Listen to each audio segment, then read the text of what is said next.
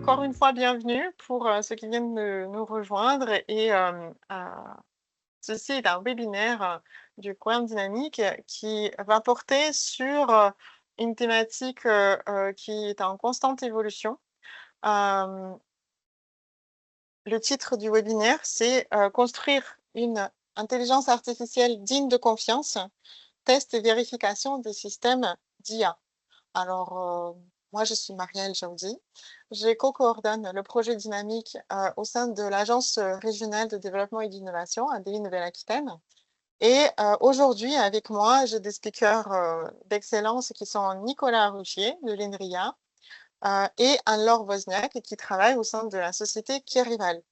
Et notre objectif aujourd'hui, c'est de vous présenter pourquoi ces sujets de intelligence artificielle digne de confiance sont importants à considérer, comment est-ce qu'ils ont évolué ces derniers temps, très rapidement, et quels sont peut-être les futurs enjeux d'évolution de ces sujets, et comment est-ce que ces technologies peuvent être concrètement déployées chez vous de manière confiante, de manière sûre, et de manière contrôlée aussi, suivie par vous. Donc, nous allons vous donner vraiment des pistes d'action très concrètes. Donc, avant de démarrer, je vous présente juste le cadre dans lequel ce webinaire est organisé. Je partage mon écran.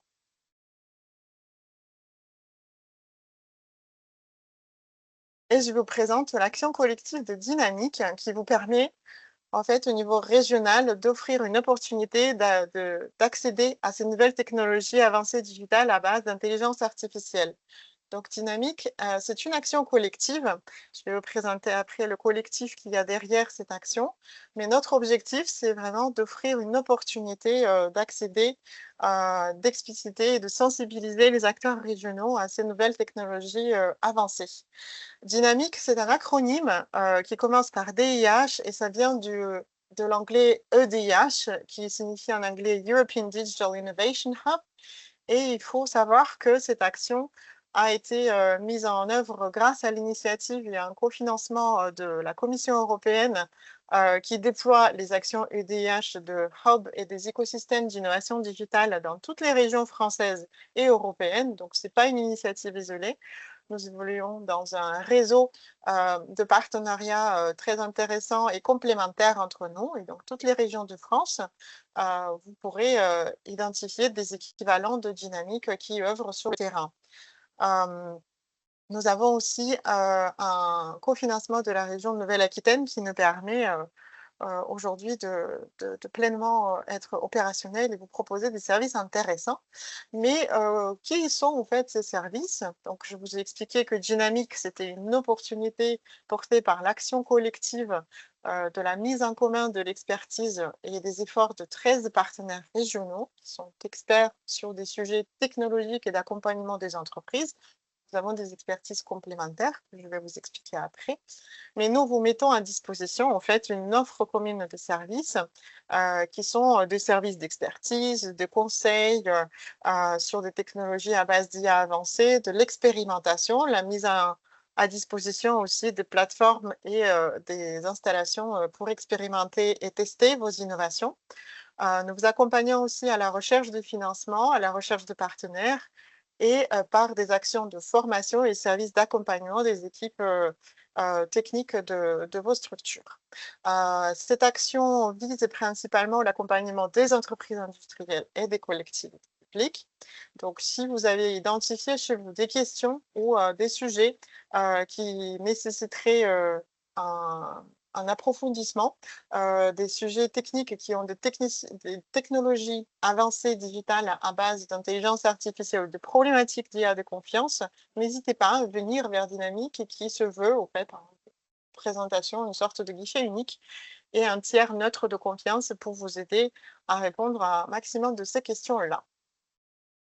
Alors, les 13 partenaires sont vraiment divers et variés. Vous voyez que nous avons des profils très complémentaires entre l'agence de développement ADI qui pilote ce projet, les deux pôles de compétitivité Aerospace Valley et Alpha RLH, les deux instituts de recherche de haut niveau, INRIA et ONERA, les 2 écoles d'ingénieurs, Bordeaux UNP et Estia, et les centres techniques qui ont une grande expérience et expertise, peut-être vous les connaissez déjà, de travail avec les industriels sur des projets d'innovation de pointe, CEA, CETIM, Actronic, Tecnalia et ILCATI.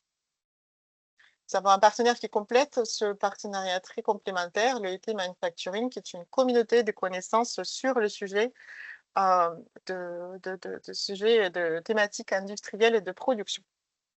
Nous avons 5 partenaires associés qui nous aident aussi à augmenter la visibilité auprès des différents secteurs spécifiques et apporter leur expertise de traitement de sujets très pointus dans ces secteurs-là. Alors, l'accompagnement de Dynamique, il peut être très personnalisé et du sur-mesure. Il commence toujours par un diagnostic qui vous aide en fait à formaliser votre liste de besoins, à cristalliser peut-être un seul problème autour duquel nous pouvons vous accompagner après de façon très personnalisée au sein d'un plan d'action.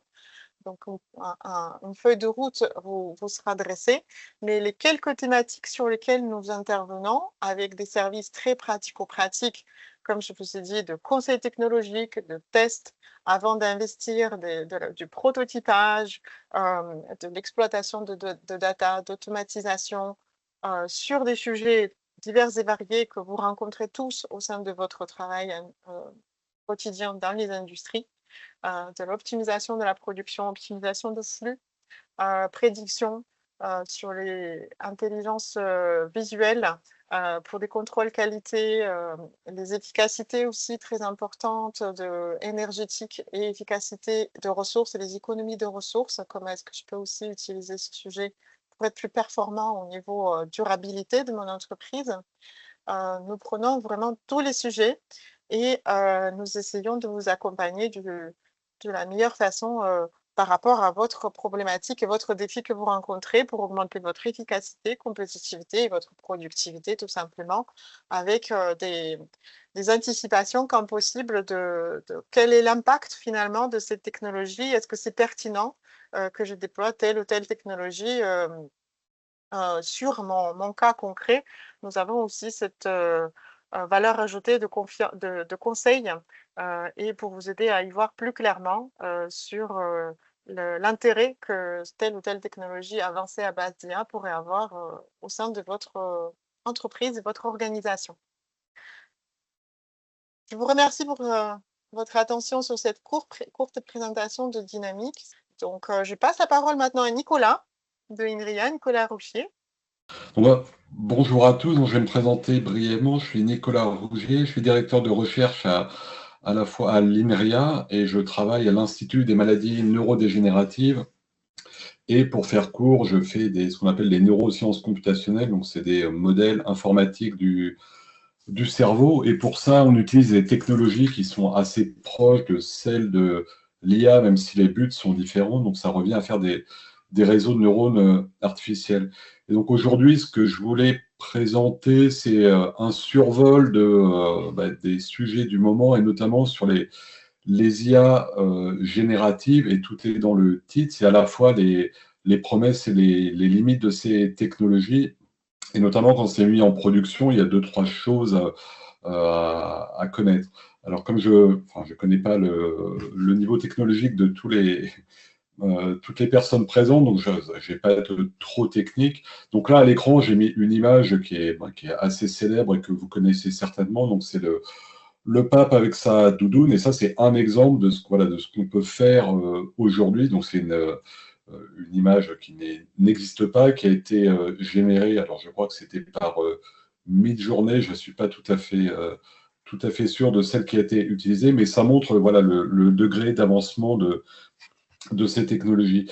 Et alors, récemment, en fait, là, c'était sur l'image, mais il y a énormément de domaines où l'IA a fait énormément de progrès. Donc là, je le montre à l'écran. Et si on regarde, en gros, à partir de 2015, c'est là où on a vraiment une explosion des performances dans énormément de domaines. Et un des premiers, c'était la reconnaissance d'image. Donc là, c'était je ne sais pas si vous voyez mon curseur, mais dans les années 2010, avec ImageNet par Yann Lequin. Et aujourd'hui, sur des problèmes assez spécifiques, ces IA vont être meilleures que les humains. Alors, par exemple, c'est vrai aujourd'hui sur la reconnaissance d'image. Donc, on va montrer une scène visuelle et les algorithmes vont être capables de nommer chacun des objets. Et ça, alors c'est vrai pour pas mal d'autres domaines. Alors là, ce qui est écrit, c'est que les IA sont plus fortes sur un certain nombre de domaines, donc il faudrait regarder un peu plus précisément comment ça a été étalonné, parce que c'est vrai, on va dire, en moyenne, sur des problèmes encore plus spécifiques, ça peut être plus ou moins vrai. Mais ce qu'on voit, c'est que vraiment, ces dernières années, donc en particulier les 4 dernières années, on a énormément de progrès qui ont été faits, et donc légitimement, on peut vouloir les mettre en production. Alors, qu'est-ce qui était un peu révolutionné? Ben, notamment, c'est ce qu'on appelle les IA génératives. Donc, ça permet de générer du contenu, comme son nom l'indique. Et l'exemple le plus parlant, ça a été la génération d'images avant même ChatGPT, donc pour le langage. Et là, ce que je vous montre à l'écran, c'est des exemples, ce qui s'est passé en fait en 10 ans. Donc vous voyez, en 2014, c'était le genre de choses qu'on arrivait à faire, donc était déjà un résultat assez important, puisque avant, en gros, on ne sait pas très bien faire. Et au fur et à mesure des années, on a vu l'amélioration des performances. Donc au début, c'était essentiellement pour les visages. Et à partir des années 2020-2021, maintenant, on peut générer des scènes complètes. Donc j'imagine que vous avez déjà joué avec ces algorithmes. Il suffit de décrire une scène et on va avoir une image qui est effectivement convaincante. Alors, il y a eu un certain nombre de problèmes qui ont été réglés. Donc, pendant un moment, on avait des humains qui pouvaient avoir des mains un peu étranges ou des cheveux, pareil, qui étaient un peu étranges. Au fur et à mesure des progrès, ça devient de moins en moins notable. Et aujourd'hui, on peut même on commence à savoir faire des animations. Alors, ça prend quand même pas mal de temps de calcul, mais c'est des choses qu'on commence à savoir faire. Alors, je vous ai mis à gauche principaux, les principales applications qui permettent de faire ça, qui viennent de sociétés différentes. À peu près à la même époque, enfin un peu plus tard, dans les années 2021, on a vu aussi l'avènement des IA génératives pour le langage, et le plus célèbre, ça reste ChatGPT, qui là aussi permet de générer du texte de façon assez convaincante, où on peut se laisser tromper par le discours qui est porté. Alors, je vais y revenir, il y a quand même quelques problèmes dont il faut être au courant. De la même façon, on a vu ça pour le code.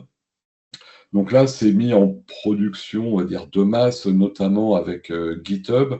Donc GitHub qui permet d'héberger du code. Et là, donc vous avez notamment cette interface Copilot qui permet, je sais pas, vous demandez une fonction pour faire telle ou telle tâche, il va vous générer le code qui permet de faire ça, presque indépendamment du langage que vous voulez utiliser. Et après, vous avez d'autres domaines, alors qui sont peut-être un peu plus confidentiels et peut-être plus orientés recherche, mais notamment vous avez eu AlphaFold, donc là c'est la société DeepMind, et Gnome pour les matériaux. Donc là, ça permet de proposer des nouvelles approches AlphaFold, c'est pour les protéines, et Gnome, c'est pour la génération de matériaux virtuels qu'ensuite on peut mettre en production pour effectivement tester leur capacité et voir s'ils ont bien les propriétés qui étaient annoncées. Donc ça a vraiment diffusé dans un peu tous les domaines. Et ce qui a permis cette explosion, c'est un papier en particulier qui s'appelle Attention is all you need. Donc, je ne vais pas détailler, donc je vous ai juste mis en gros une vue synthétique de ce qui se passe à l'intérieur. Mais ce qu'ils ont apporté, c'est ce qu'on appelle les transformers. Et c'est ce qui a permis notamment de paralléliser l'apprentissage et d'aller prêter attention là où il faut pendant l'apprentissage. Et c'est ce qui est à la base de toute cette explosion d'applications virtuelles, dont ChatGPT. Et donc la toute première version date de 2018, a été publiée à peu près à la même époque. Et à partir de ça, donc je vous ai mis, c'est un papier scientifique qui est cité 120 000 fois, ce qui est vraiment énorme pour un papier scientifique.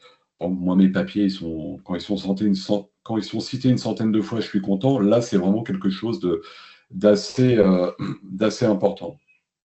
Alors, pour faire ça, que ce soit les grands modèles de langage ou d'image, ben, en gros, vous avez les ingrédients de base.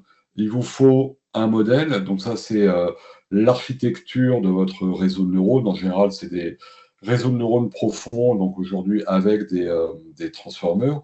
Donc, ça, c'est les sociétés qui proposent ces, ces architectures. Il vous faut des données, donc ça c'est extrêmement important et il faut des volumes de données assez, assez gigantesques, assez importants. Vous avez besoin de ce qu'on appelle les petites mains. Donc une fois l'apprentissage effectué, on peut venir tuner certains des paramètres parce que l'apprentissage automatique ne va pas résoudre tous les problèmes. Et ça permet par exemple, d'interdire certains domaines pour une IA. Donc, par exemple, ChatGPT, si vous voulez parler de sexe, vous ne pourrez pas parce que ça a été tuné de cette façon-là. Il vous faut évidemment de la puissance de calcul. Donc aujourd'hui, ces modèles, lorsqu'on va les faire apprendre, ils tournent sur des fermes de GPU, donc qui sont assez conséquentes, qui consomment pas mal d'énergie. Et l'apprentissage, ça prend là aussi, ça prend du temps. Donc la nouvelle génération de ChatGPT, qui doit être le 5, est en train de tourner depuis quelques semaines déjà, et ça va prendre quelques mois, et c'est fait sur des fermes de calcul, encore une fois, qui sont assez conséquentes. Et bien sûr, pour faire tout ça, il faut de l'argent, parce qu'il faut le temps de calcul, l'énergie, les serveurs, les données, donc tout ça, ça génère quand même pas mal de coûts. Et notamment, ce qui est au cœur de ces modèles, c'est les paramètres, en gros, qu'il faut régler. Alors, je ne vais pas rentrer dans les détails, mais l'apprentissage pour les réseaux de neurones, ça veut dire que vous avez des poids entre les neurones, et plus vous avez de neurones, et plus vous avez de poids, parce qu'un neurone peut être connecté à tous les autres, donc ça fait des choses qui deviennent un peu exponentielles. Et là, vous avez une vue, par exemple, en 2017, à peu près, les modèles standards avaient entre 100 000, enfin entre 1 million et 1 milliard de paramètres. Et là, l'échelle est logarithmique. Donc, pour les derniers modèles, vous allez vous retrouver avec des modèles qui ont 100 milliards de paramètres ou 1000 milliards de paramètres. Donc, ça commence à faire des modèles qui sont costauds, et donc évidemment, ça demande encore plus de temps et encore plus d'énergie pour les faire apprendre, et évidemment, il faut encore plus de données. Donc en général, ces modèles vont demander toujours plus de données, à tel point qu'à un moment, il y a les données alors concrètement, ils vont les trouver dans les livres, dans Wikipédia, sur tout le web, mais on a aussi le problème qu'au bout d'un moment, on ne va plus avoir de données pour faire apprendre ces modèles. Alors, les usages, alors évidemment, il y a les applications qu'on voit en ligne, type ChatGPT, on peut un peu jouer avec et faire des choses.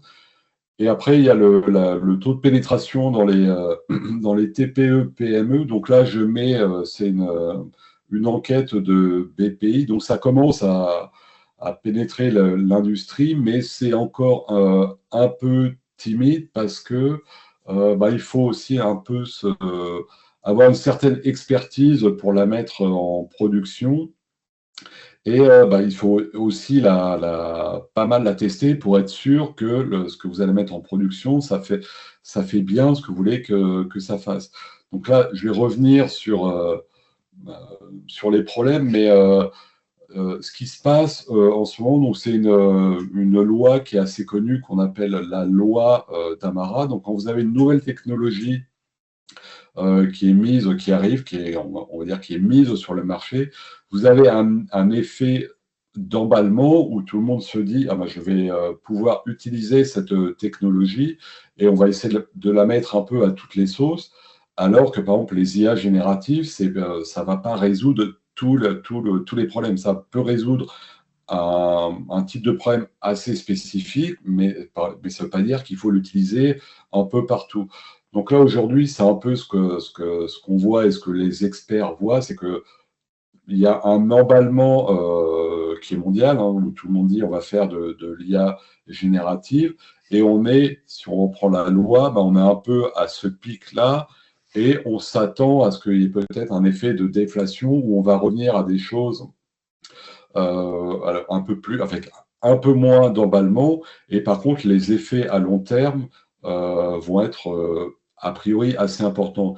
Et ce que dit la loi, ce que dit cette loi d'Amara, c'est qu'on a tendance à surestimer les effets d'une technologie à court terme et à la sous-estimer à long terme. Donc là, alors c'est mon analyse, mais elle est partagée par d'autres personnes, notamment des rapports financiers, pour dire qu'on est très certainement dans à peu près là, dans cette courbe, et donc on peut s'attendre à un soufflet qui va retomber, mais ça veut dire que ça ne veut pas dire que les IA génératives et les IA en général, parce que les IA, c'est encore différent, et là, on a une longue histoire pour dire que effectivement c'est utile, que ça marche. Alors c'est pas forcément les derniers modèles, mais on a d'autres modèles qui fonctionnent très bien, que ce soit en médecine ou dans l'industrie. Là, je parle vraiment pour les IA génératives. Alors, ce qu'il faut savoir aussi avec les IA génératives, c'est qu'il y a quand même un certain nombre de limites et de problèmes, et il faut les connaître avant de décider de mettre une IA générative en production. Et alors, ce n'est pas forcément dans l'ordre, mais peut-être le plus important, c'est ce qu'on appelle le problème des biais. Alors, c'est quoi le problème des biais? Ben, quand vous apprenez à partir d'un corpus d'apprentissage, ce corpus peut comporter des biais. Et ce que va faire votre IA, c'est que lorsqu'elle va apprendre à partir de ce corpus, elle va simplement reproduire ces biais. Elle n'a pas la capacité de corriger les biais. Donc là, je vous ai mis un exemple sur la génération d'images. Bah, le prompt qui a été donné, c'est représente-moi une école française. Et donc, vous voyez en haut, c'est plutôt, on va dire, des images d'Épinal d'une école française. Et si vous précisez une école française en banlieue, vous voyez que immédiatement les images vont être très différentes. Elles vont être très connotées. Et la raison, c'est que lorsque l'IA va, par exemple, prendre dans les journaux, lorsqu'on va voir école associée à banlieue, on va plutôt voir une image négative de la banlieue. Donc en fait, elle ne fait que reproduire ces biais. Mais ça peut aller assez loin parce qu'on a eu par exemple des cas où pour un juge qui devait décider pour les remises de peine, on a fait une IA pour aider les juges. Ça se passait au Texas. Et en fait, on s'est aperçu que les jugements émis par les juges étaient biaisés et plutôt contre les pauvres et contre les noirs. Et l'IA a juste reproduit ces biais. Donc, c'est pas une surprise, parce que les biais existaient. Ça veut dire que, par exemple, lorsque vous prenez un modèle et que vous voulez injecter votre propre expertise dans l'IA, ce qu'on peut faire aujourd'hui, il faut faire attention à bien évaluer, à bien tester ce corpus. Les autres problèmes, alors je ne vais pas faire toute la liste, mais vous avez ce qu'on appelle les hallucinations. En fait, c'est des erreurs. Donc, il faut savoir que derrière ces modèles, ce sont des modèles de statistiques. Donc, il y a un papier assez célèbre qui s'appelle Stochastic Parrot, qui veut dire perroquet stochastique. Donc, ces IA vont faire des statistiques sur les données, et donc elles peuvent faire des erreurs assez importantes, mais ça ne va pas la déranger parce qu'il n'y a pas de compréhension fine de ce qui se passe derrière. Donc, il y a eu un exemple assez célèbre, c'était Google avec Gemini, qui aux États-Unis a adossé au moteur de recherche. Gemini donnait les réponses directement aux questions posées. Et lorsque les gens demandaient combien de cailloux il faut manger par jour selon les géologues américains, l'IA ne se démontait pas et disait il faut manger un petit caillou par jour. Encore une fois, ça ne pose pas de problème.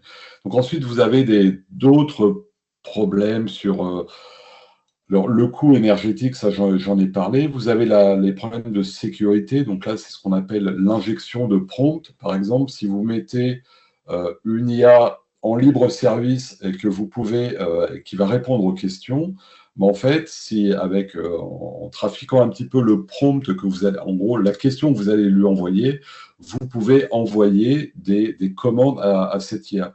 Donc il y a des cas, par exemple, où ce type d'IA a été utilisé pour traiter tous les CV qui étaient envoyés. Et il y a des petits malins, dans leur CV, ils allaient écrire en blanc des commandes pour l'IA. Donc un humain qui regarde le document ne le voit pas parce que c'est écrit en blanc sur fond blanc.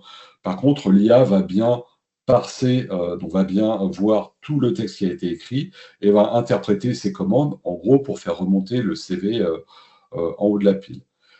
Et voilà, après, vous avez d'autres problèmes de paternité, hypertrucage, fin des données. Donc ça, j'en ai parlé, c'est qu'à un moment, toutes les données ont été utilisées. Donc ça, c'est les grosses sociétés type OpenAI qui ont un problème il faut pouvoir avoir de nouvelles données et à un moment, simplement, il y en a plus. Alors là, je vous montre un exemple qui peut paraître un peu étrange, mais ce qu'il faut aussi comprendre, c'est que lorsque vous avez beaucoup de données, et comme derrière c'est des stats, ça va bien marcher, mais si vous avez un sous-problème où finalement il y a peu de données, les réponses vont être un peu étranges. Donc là, c'est un exemple où j'ai parlé avec ChatGPT et je lui ai donné du texte en ROT13. Alors ROT13, c'est ce qu'on appelle c'est le code de César, c'est pour crypter un texte de façon très simple. Vous décalez toutes les lettres de 13. Donc plutôt que de mettre un A, vous mettez A plus 13, donc je ne sais plus quelle lettre ça fait. Et c'est un code très simple. Et pour le décoder, vous enlevez à chaque lettre, vous enlevez 13 et vous retombez sur la bonne lettre. Donc là, je vous ai mis le texte, là, donc là, c'est en ROT 13, là, c'est ce que ça veut dire, et là, c'est la réponse de ChatGPT. Et comme il y a très peu de texte en ROT 13 sur Internet, la réponse, au final, n'a pas beaucoup de sens. Donc ça aussi, il faut en être un peu conscient. De la même façon, pour le code, si vous demandez du code dans un langage très populaire, par exemple Python, ou C, vous aurez une bonne réponse. Si vous demandez le même code dans un langage qui est beaucoup moins connu, il y a des chances que le code ne soit pas forcément très bon. Donc voilà. Et juste pour finir de vous convaincre que tout ça, pour ChatGPT, c'est pas magique, il y a un étudiant qui s'était amusé, donc pour ChatGPT 2, qui date maintenant de 3-4 ans, en fait, il a recodé entièrement dans un tableur Excel. Donc ça permet de montrer le fonctionnement qu'il y a derrière. C'est vraiment du calcul, c'est des algos qui tournent et qui permet de faire ces stats sur les corpus. Parce que des fois, on entend par exemple que le ChatGPT va nous amener à la singularité, il y a des IA qui seraient plus intelligentes que l'homme. A priori, non, ça reste des stats. Voilà, bon, je vais peut-être m'arrêter là parce que je vois que ça fait déjà 20 minutes que je parle et pour répondre à des questions s'il y en a. Voilà, c'était juste pour dire que donc les IA génératives peuvent apporter pas mal de choses, mais ça demande un peu peut-être de prudence, de test, de bien savoir si c'est la bonne technologie pour le problème que vous avez.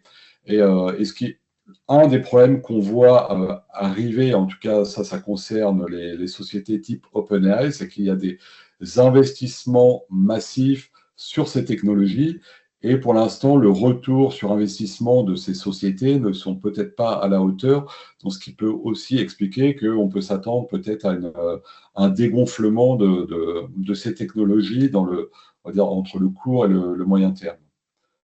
Voilà, merci. Je vais m'arrêter là pour prendre des Oui, questions. merci.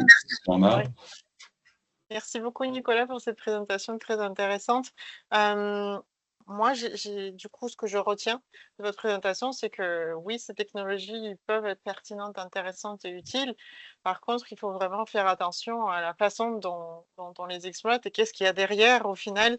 Bien tester le corpus de data au départ, avant de mettre en production. Voilà un peu les Mhm. messages clés et bien faire attention à la partie technique. Qu'est-ce qu'il y a derrière finalement la magie du chat GPT? Alors, nous avons une petite question de Julien. Avez-vous des outils ou méthodes pour détecter ou identifier les biais? Alors, de façon générale, non. Donc, ça passe par, on peut tester une fois que c'est mis en place, de la tester, mais ça veut dire qu'il faut savoir la tester par rapport à un biais qu'on imagine. Donc, par exemple, Google avait fait, il y a quelques années, la reconnaissance de visage. Et là où ils n'ont pas fait attention, c'est que ils ont mis des personnes plutôt jeunes, plutôt masculines et plutôt blanches, parce qu'il y avait un vieux corpus qui traînait, qui a été fait par les universitaires. Et donc, en fait, le biais, c'était que lorsqu'on présentait des personnes noires, en fait, elles ne les reconnaissaient pas, ou très mal. Et il y a eu un scandale parce qu'à un moment, ils ont montré la photo d'une personne noire et l'IA l'a identifié comme étant gorille. Donc, ça a fait un énorme scandale. Donc, c'est vraiment la difficulté de. En gros, quand vous avez votre corpus, c'est pas écrit qu'il y a un biais, mais il faut penser qu'est-ce qu'il pourrait y avoir comme biais. Donc, il faut se demander comment ça a été, par qui ça a été fait, comment ça a été récolté. L'autre exemple, là, c'est un problème que nous, on avait eu quand on était enfin, ça remonte à quelques années.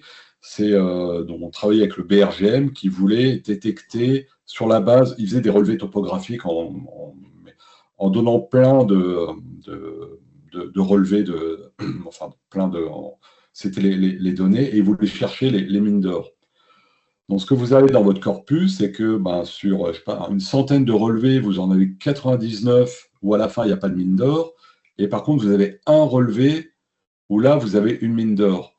Donc, une façon d'avoir raison 99% du temps, c'est de dire tout le temps, il n'y a pas de mine d'or.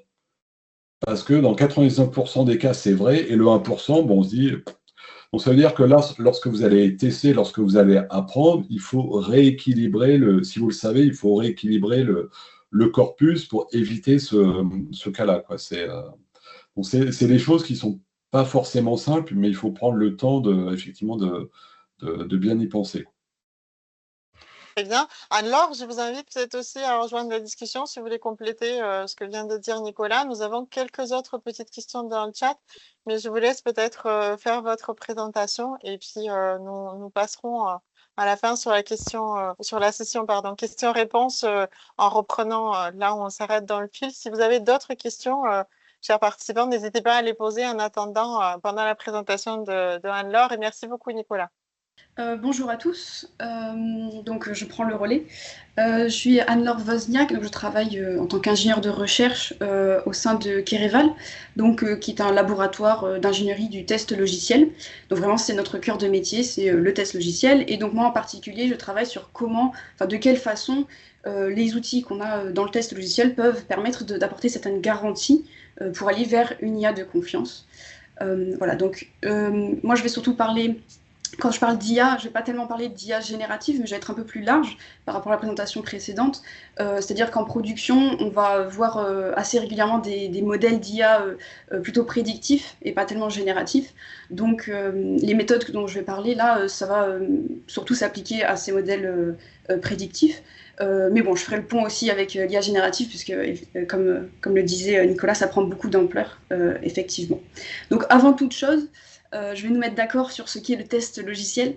Donc je vais vous donner un peu les clés, quelques définitions, on va dire. Donc le test logiciel, ça peut être deux choses. D'abord, c'est en tant qu'activité au sein du développement logiciel, c'est-à-dire que c'est une activité qui peut intervenir à plusieurs moments aussi. Son objectif, c'est d'évaluer la qualité d'un logiciel et de réduire les risques qui vont être associés à des défaillances lorsque l'on va mettre notre logiciel en production. Voilà. Comme je le disais, c'est une activité qui peut intervenir à plusieurs moments. Donc, je vais casser un peu le mythe, mais le test logiciel, c'est pas forcément lié à une exécution d'un logiciel. Ça peut intervenir très en amont dans la chaîne, avec notamment de la revue de code, avec de l'examination de documentation, par exemple, pour essayer déjà en amont, de se poser les bonnes questions sur la formulation des exigences ou des fonctionnalités auxquelles doit répondre le logiciel. Voilà. Et puis après, une fois que le logiciel est développé, effectivement, on va s'intéresser à la qualité lors de l'exécution. Est-ce qu'on a des défaillances ou non. Donc voilà. D'autre part, le test logiciel, c'est aussi un processus qui est structuré avec plusieurs activités, la planification, la conception, l'exécution d'un certain nombre de tests qui vont permettre de valider la conformité de notre système par rapport à un ensemble d'exigences et par rapport à un besoin des utilisateurs ou d'autres parties prenantes. Voilà. Et donc, lorsque l'on fait des tests, on le fait avec certains objectifs. Parmi ces objectifs, le plus classique, celui qui est le plus souvent cité, c'est celui de trouver des défauts. Alors là, j'insiste, c'est vraiment trouver des défauts ou mettre en évidence des défaillances et non pas les résoudre, puisque dans le test logiciel, on n'est pas dans le débugage. Donc voilà, notre objectif, un des objectifs possibles lorsque l'on fait des tests, c'est de trouver des défauts. Puis après, je l'ai dit, on peut aussi chercher à vérifier l'implémentation des exigences, s'assurer que le produit répond correctement à un besoin qui a été exprimé. Cela peut aussi nous servir à réduire le niveau de risque qui va être associé à la qualité du logiciel ou à se conformer à des exigences légales. Typiquement, dans l'intelligence artificielle, maintenant, on a une réglementation européenne, l'AI Act, qui a été validée et qui est mise en application à partir du 1er août, d'ailleurs. Et donc, dans cette réglementation-là, vous avez un certain nombre d'exigences à destination des systèmes d'IA dits à haut risque. Voilà, donc typiquement, ils doivent démontrer une certaine exactitude, une certaine robustesse, etc. Bon, je reviendrai dessus, mais typiquement, les tests logiciels peuvent permettre de se conformer à une réglementation. Voilà. Et puis, plus en amont, ça peut aussi permettre de fournir de l'information, plus largement, avant une mise en production. Comprendre les défauts de son système avant de le mettre en production. J'attire toutefois votre attention sur 2 points. Comme je le disais, les tests permettent de montrer la présence de défauts, et non pas leur absence, seulement leur présence. Et le deuxième point, c'est qu'il est impossible de faire des tests exhaustifs, c'est-à-dire qui couvriraient vraiment l'intégralité du système, de ses états, de ses instructions, etc. Donc, évidemment, le test logiciel est à utiliser en complément, éventuellement avec d'autres choses, comme par exemple des méthodes formelles, si vous voulez avoir plus d'assurance sur la qualité de votre logiciel. La difficulté, c'est qu'à l'heure actuelle, les méthodes formelles s'appliquent assez mal dans le domaine de l'IA, parce qu'en fait, les méthodes formelles, ce sont des techniques qui vont se baser sur des preuves mathématiques pour démontrer, pour garantir qu'un logiciel va fonctionner correctement. Et bon, à l'heure actuelle, ça passe assez mal à l'échelle encore sur les systèmes d'IA. Mais donc voilà, c'était pour vous donner un peu un aperçu de ce qu'est le test logiciel. Alors je vais compléter cette définition en cassant un peu une idée préconçue au sujet de l'évaluation des performances et des jeux de données de test. Puisque lorsque l'on développe un modèle d'IA, on commence par construire une base de données qui va être scindée ensuite en base de données, en jeu de données pour l'apprentissage, pour l'entraînement, jeu de données de validation et ce qu'on appelle un jeu de données de test. Et parfois on entend que oui, on a testé notre modèle puisqu'on l'a évalué, on a évalué ses performances sur ce jeu de données de test.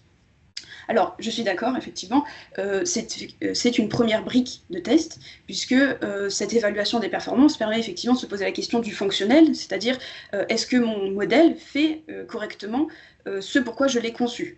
Et donc, cette évaluation des performances permet effectivement de vérifier que le modèle va généraliser correctement mon problème vis-à-vis des données, donc typiquement que je n'ai pas de surajustement ou de sous-ajustement vis-à-vis de mes données, et que globalement, eh bien, la performance de ce modèle est satisfaisante au regard de mes critères à moi.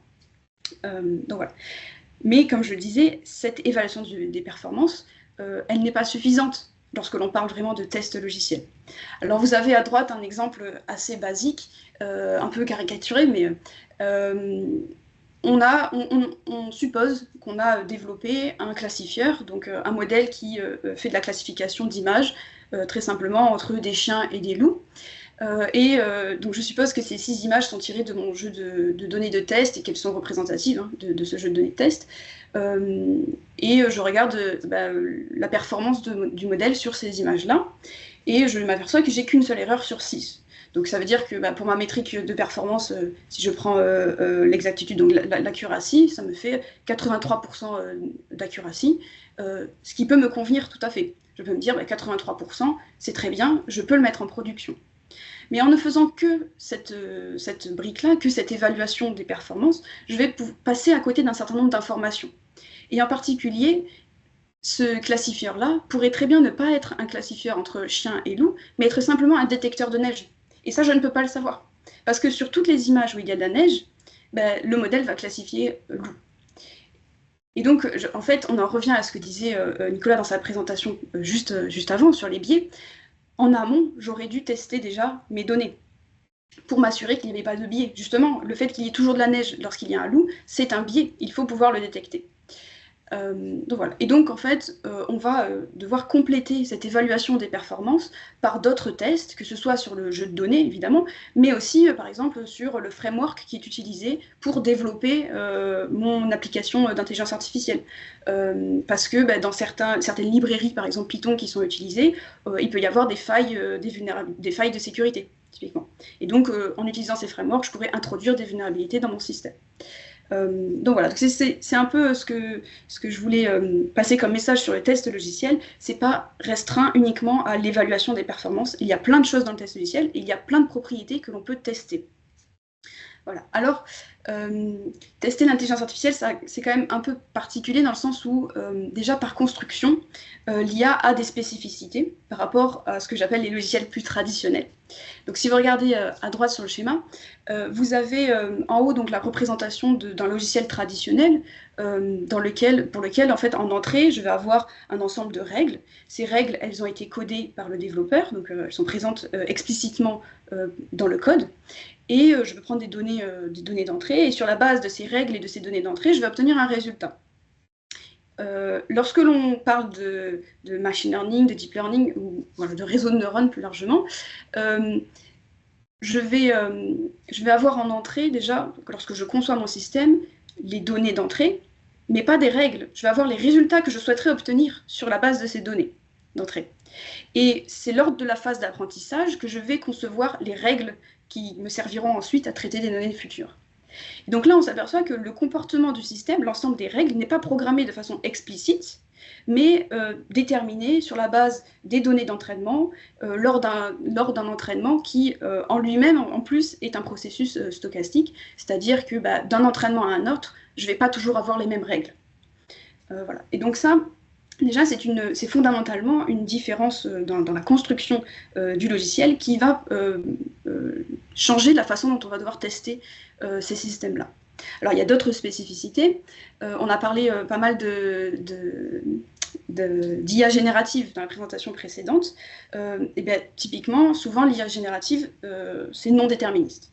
C'est-à-dire que si je pose 2 fois la même question à un LLM bien connu, eh bien, je ne vais pas forcément avoir 2 fois la même réponse. Donc, c'est en lien avec certains paramètres, effectivement, on peut réduire ce non-déterminisme, mais il sera présent.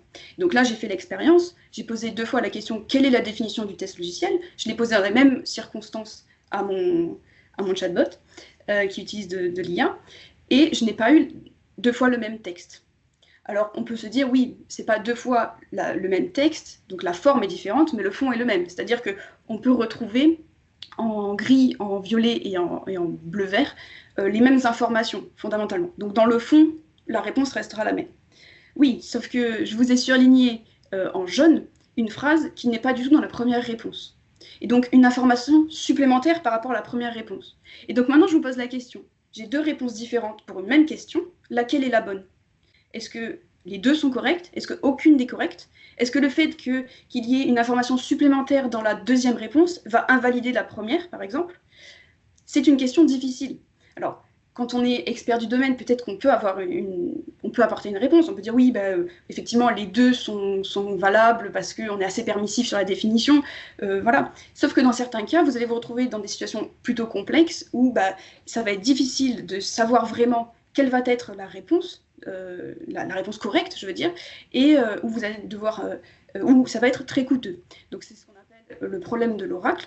Donc, soit il est impossible, soit il est vraiment coûteux de déterminer la réponse exacte à une entrée donnée, pour une entrée donnée. Donc voilà. Ces spécificités, elles ont un impact sur le test, donc je vais rapidement passer sur ces impacts-là. Donc je l'ai mentionné, le problème de l'oracle, c'est en lien avec le non-déterminisme, mais c'est aussi en lien avec d'autres choses. Par exemple, vous avez certains systèmes qui vont apprendre en continu, donc ils vont évoluer dans un certain environnement. Et bien, du coup, ce qui était vrai à un instant T ne le sera plus à un instant T plus 1. Et donc là, on va se retrouver face à la même difficulté. Comment je fais pour savoir si ma réponse est la bonne ? Or, fondamentalement, dans le test, il va falloir qu'on sache cette réponse-là. Il va falloir qu'on sache si la réponse est correcte ou non. On doit statuer, est-ce qu'il y a un défaut ou non dans le logiciel. Après, on a une autre problématique qui va être celle de la couverture des tests. Je vous l'ai dit, le test, c'est pas possible d'être exhaustif. Donc, ce qu'on fait, c'est qu'on utilise certaines métriques qu'on appelle des métriques de couverture pour s'assurer qu'on a testé une certaine proportion de notre logiciel. Et bien, comme dans le cas de l'IA, la logique du programme n'est pas, la logique du modèle n'est pas programmée dans le code, on ne va pas pouvoir utiliser toutes ces couvertures qui se basent finalement sur du code, sur les instructions. Et enfin, j'insiste, un dernier point, c'est celui des spécifications. À l'heure actuelle, on a beaucoup de modèles qui sont développés et mis en production sans qu'il y ait une description des fonctions du système, des contraintes et des propriétés qu'il doit respecter dans son fonctionnement. C'est-à-dire que souvent, on a une conception de l'IA vis-à-vis de l'objectif qu'il doit remplir, vis-à-vis de la tâche qu'il doit faire. Voilà, j'ai un système de vision par ordinateur qui fait de la détection d'objets, mais je ne vais pas avoir de description des conditions dans lesquelles il peut faire cette détection d'objets. Et donc, ça va poser aussi un problème. Tout ça pour dire qu'à l'heure actuelle, il y a beaucoup de méthodes et de métriques issues du test logiciel traditionnel qui ne peuvent pas s'appliquer à l'intelligence artificielle. Vous allez me dire, mais du coup, comment on fait ? Donc, je vais vous montrer, je vais vous donner un petit exemple pour tester la robustesse. Alors, déjà, qu'est-ce que la robustesse et pourquoi cette propriété-là ? Donc, tout simplement, c'est une exigence de l'AI Act. Donc, dans l'AI Act, il est écrit qu'un système d'IA à haut risque doit atteindre un niveau approprié de robustesse, et ce, tout au long de son cycle de vie. Voilà. Alors, concrètement, qu'est-ce que c'est que la robustesse ? Dans les normes qui soutiennent cette réglementation, on lit que c'est la capacité d'un système d'IA à maintenir son niveau de performance en toutes circonstances. Alors, qu'est-ce que cela signifie en pratique ? Cela signifie qu'une fois que j'ai établi un niveau de performance en sortie de développement, c'est-à-dire, typiquement, je fais mon évaluation de performance après avoir développé le modèle sur un jeu de données de test qui est représentatif de son domaine de fonctionnement, son domaine opérationnel, ça me donne une référence, et quelles que soient les circonstances d'utilisation de ce système, il faut qu'il maintienne ce niveau de performance-là. Donc, c'est-à-dire que s'il y a un changement de domaine, si du jour au lendemain, l'environnement dans lequel mon système évolue, il change, il faut qu'il soit toujours robuste, c'est-à-dire qu'il maintienne toujours ce niveau de performance. Si j'ai une défaillance du matériel, par exemple, il faut que, de la même façon, on ait mis en place des processus ou des choses qui prennent le relais ou qui assurent que le système fonctionne toujours de la même façon, avec le même niveau de performance. Donc voilà. Alors, concrètement, je vais vous montrer, c'est un exemple qui est issu des travaux qu'on a réalisés au sein de Kereval. Il y a pas mal de systèmes qui fonctionnent à peu près, sur lesquels on va pouvoir faire les mêmes tests, on va dire. Donc là, on considère que c'est un modèle de détection d'objets de la route. Donc typiquement, on va détecter les piétons, les voitures, les véhicules, éventuellement les panneaux, les signaux lumineux, ce genre de choses-là. Et donc, en fait, pour ce modèle-là, nous, on n'avait pas le droit d'avoir accès à toute l'information sur le système. C'est-à-dire qu'on avait un accès uniquement en boîte noire, donc pas d'informations sur l'architecture qui était utilisée, sur les poids, voilà, les paramètres une fois que le modèle a été entraîné, pas d'informations non plus sur le jeu de données qui avait été utilisé pour l'entraînement. La seule information finalement à laquelle on avait accès, c'était un jeu de données de test et la possibilité d'envoyer une entrée et de récupérer une sortie, forcément, sinon on ne peut pas tester la robustesse. Donc voilà, et donc en fait, pourquoi ça? Parce que c'est un système pour lequel le test avait été externalisé et il y avait une volonté de conserver une certaine confidentialité, forcément. Voilà. Après, la question qui nous a été posée est la suivante: est-ce que ce modèle-là, le modèle qui nous était donné, est robuste à un changement de la qualité de la caméra? Alors là, c'est un exemple sur du véhicule autonome, mais on a le même cas, par exemple, sur des lignes de production. Donc, dans le cadre de Confiance.ai, il y avait un système qui faisait de la classification de soudure à partir d'images, de photos des soudures sur des lignes de production. Et bien, donc là, la problématique, elle était assez similaire. C'était si je diminue la qualité des images, est-ce que je suis toujours capable de faire ma classification? Voilà, donc c'est une problématique qu'on rencontre assez régulièrement lorsqu'on parle de robustesse sur ces systèmes de vision par ordinateur. Et donc voilà. Et donc là, la question, c'est comment est-ce que je vais faire pour tester cette robustesse à un changement de la qualité de la caméra, sachant que j'ai pas beaucoup d'informations sur mon système.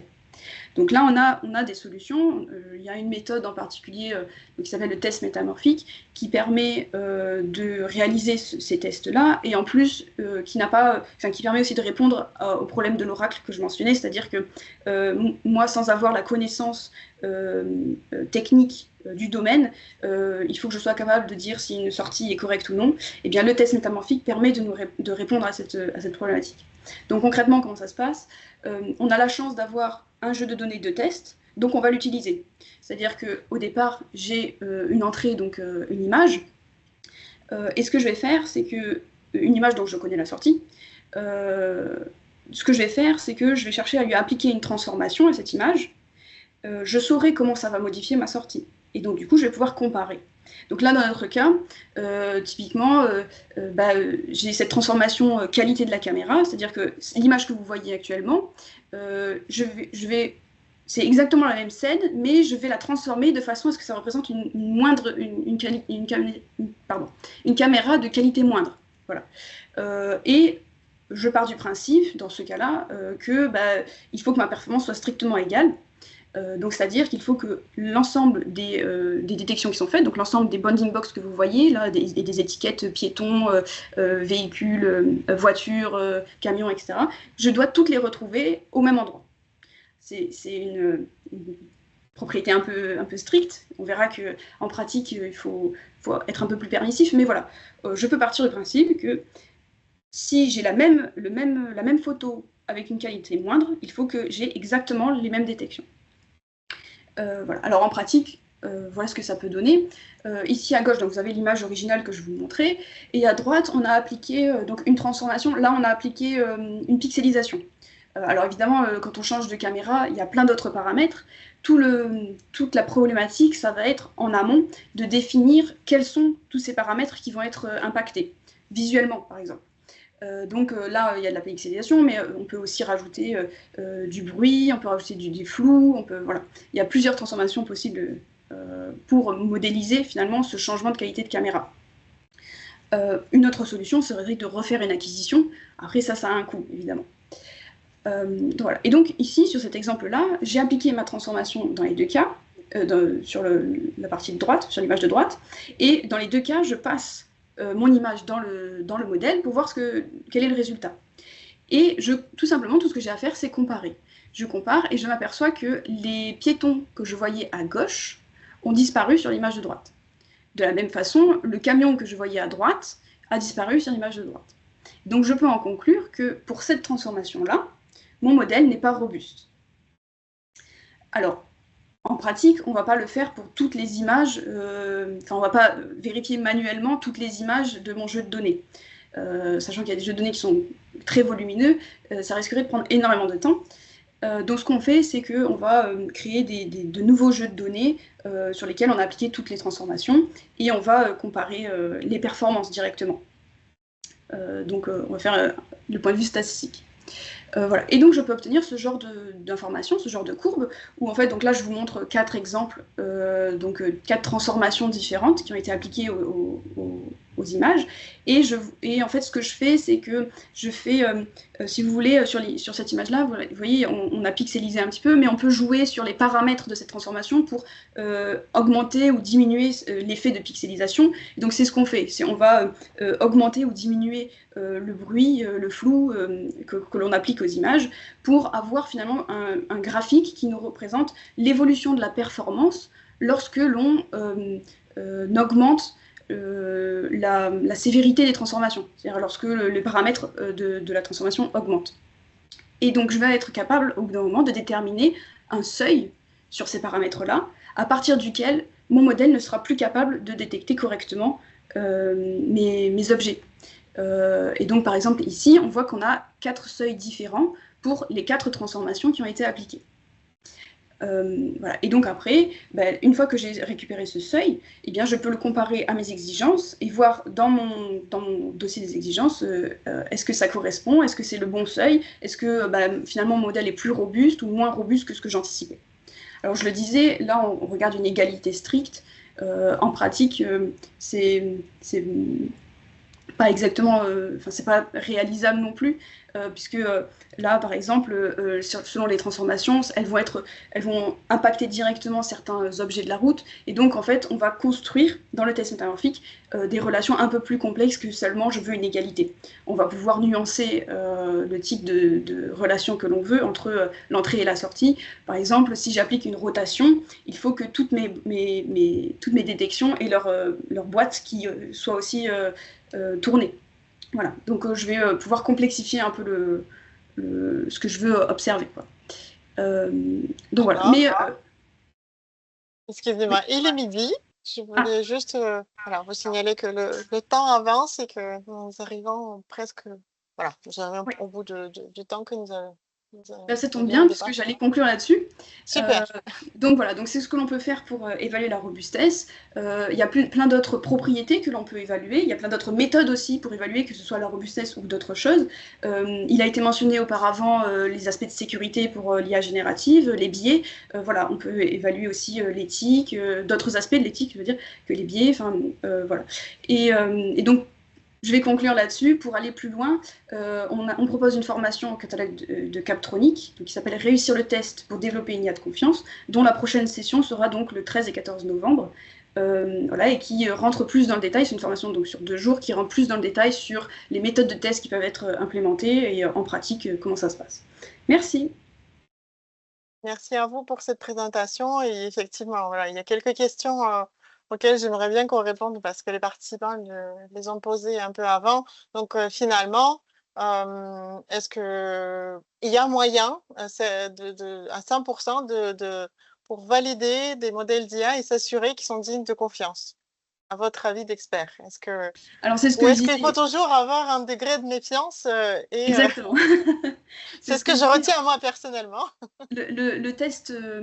alors déjà, le test en lui-même ne peut pas être exhaustif, donc on ne sera jamais sûr d'avoir tout testé dans un système, d'une part. D'autre part, on va pouvoir mettre en évidence des défauts, mais on ne peut pas prouver qu'il n'y en a pas. C'est-à-dire qu'on a testé, on a vu qu'il y avait des défauts à certains endroits, mais ça ne veut pas dire qu'il n'y en restera pas ailleurs, à des endroits qu'on n'aurait pas testés ou qu'on n'aurait pas vu avec nos tests. Ça c'est d'une part.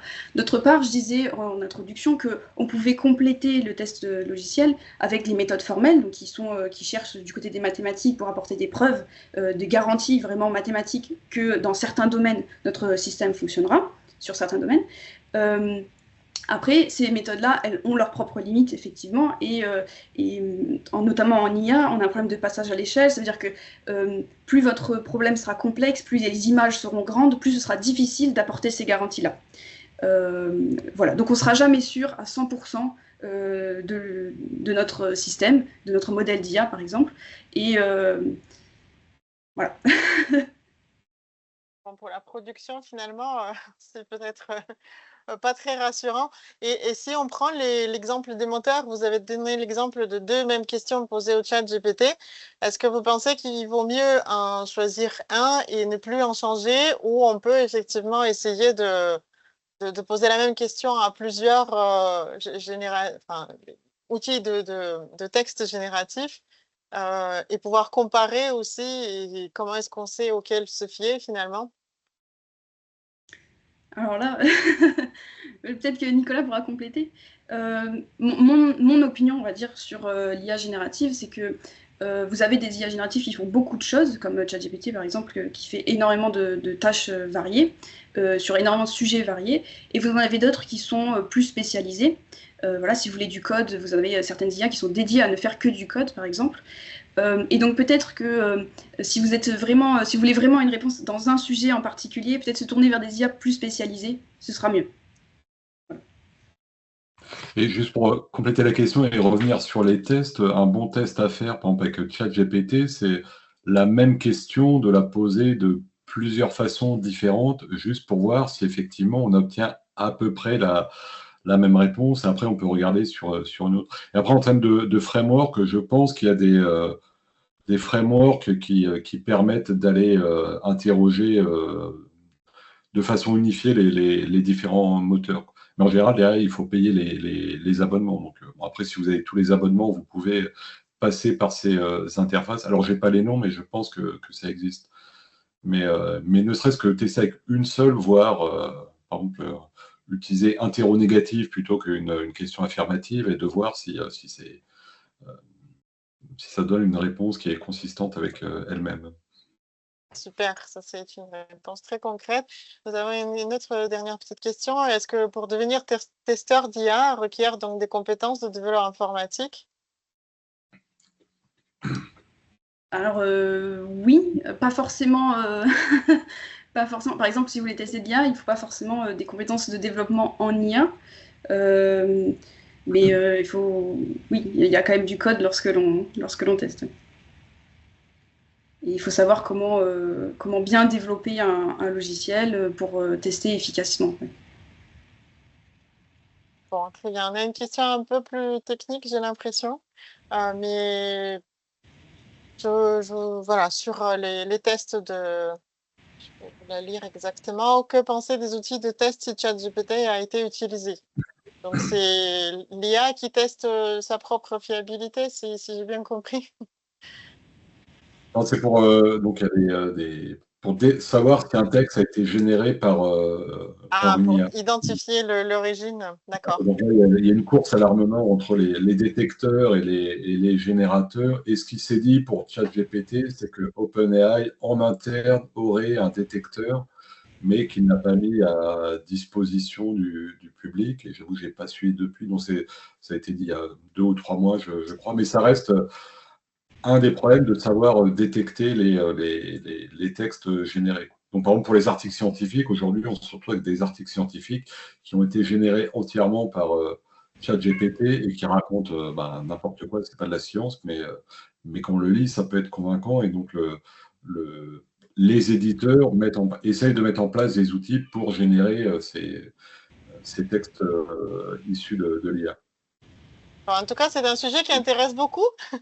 Et Anne-Laure, juste une petite dernière question avant de dire au revoir à nos participants. Les tests de confiance ne se limitent pas aux critères de la robustesse. Nous sommes d'accord. Il y a plusieurs critères qui peuvent être évalués, Oui, notamment par rapport à la sécurité. Oui. Oui, je mentionne la sécurité, tout ce qui est en lien avec l'éthique, les biais, bien sûr. Il y a plein de propriétés à vérifier lorsqu'on veut avoir vraiment une IA de confiance. Après, ça dépend effectivement du type d'IA que l'on déploie. Est-ce qu'elle est à risque, à haut risque ou pas à risque? Dans quel domaine? Et qu'est-ce qu'il va vraiment être pertinent de tester pour notre IA? C'est-à-dire, est-ce que finalement la sécurité, j'en ai pas forcément besoin parce que je sais pas, elle sera jamais exposée? Ou peut-être que l'éthique, j'en ai pas forcément besoin parce que c'est un truc dans l'industrie où j'aurais pas ce genre de problématique. Enfin voilà, c'est aussi, il faut bien tout comprendre. dépend de la situation Exactement. concrète et de déploiement et de l'utilisation finalement de technologies que nous faisons en interne. Très bien. En tout cas, merci encore une fois à tous les participants. Merci beaucoup à nos présentateurs. Vous avez des compliments dans le chat pour la façon claire et précise de présenter le sujet qui n'est pas facile finalement et qui évolue beaucoup et qui vraiment, ça pose diverses questions par ricochet. Je voudrais juste dire que voilà, si vous avez détecté des curiosités sur ce sujet-là et souhaitez aller plus loin, n'hésitez pas à nous contacter. Vous avez mes coordonnées donc sur le site Dynamique et voilà, vous avez accès à cette présentation après. Donc, revenez vers nous, s'il vous plaît, si vous avez besoin d'assistance ou de clarifier des sujets, et nous pourrons vous accompagner plus loin sur les sujets de test, sur les sujets de qualification de données ou autres sujets en lien avec les technologies à base d'IA au sein de votre organisation. Merci encore et très bonne journée à vous.